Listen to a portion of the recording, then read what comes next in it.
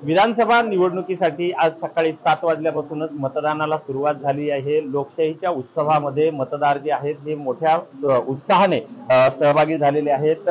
स्वतः बहुजन विकास आघाडीचे अध्यक्ष हितेंद्र ठाकूर, त्यानंतर नालासोपाऱ्याचे विद्यमान आमदार क्षितिज ठाकूर, त्यांच्या आई माजी महापौर प्रवीणाताई ठाकूर आणि पूर्ण कुटुंबीय जे आहे हे आज मतदानाच्या रांगेमध्ये उभा राहून मतदानाला आलेले आहेत।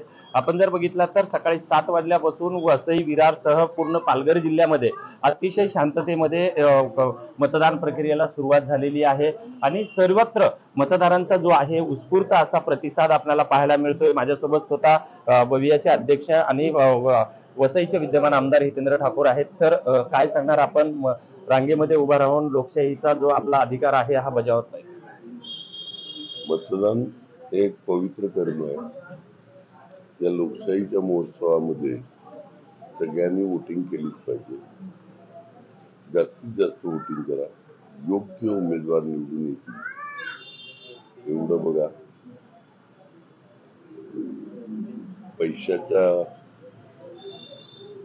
पैसे वाटप काल जो मोठा राडा झाला, कारण एक राष्ट्रीय केंद्रीय नेता या ठिकाणी येऊन आपण त्याच्यावरती आरोप केलेले होते पूर्ण परिसरामध्ये, आजची मतदान प्रक्रिया ही तुम्हाला वाटते की पूर्ण दहेच्यामध्ये होईल?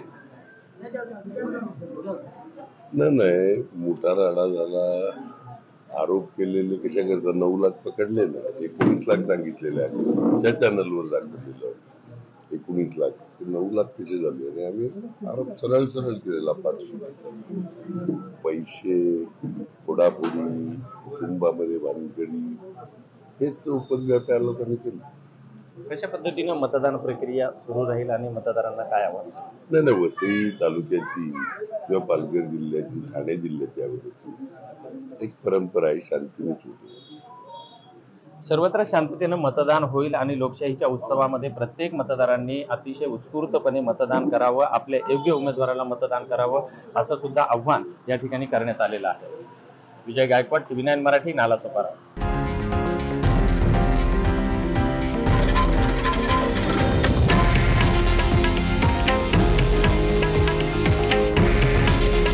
हे आहे देशातील नंबर 1 न्यूज नेटवर्क आणि आपण पाहत आहात TV9 मराठी। काळजी तुमची, हित महाराष्ट्राचं।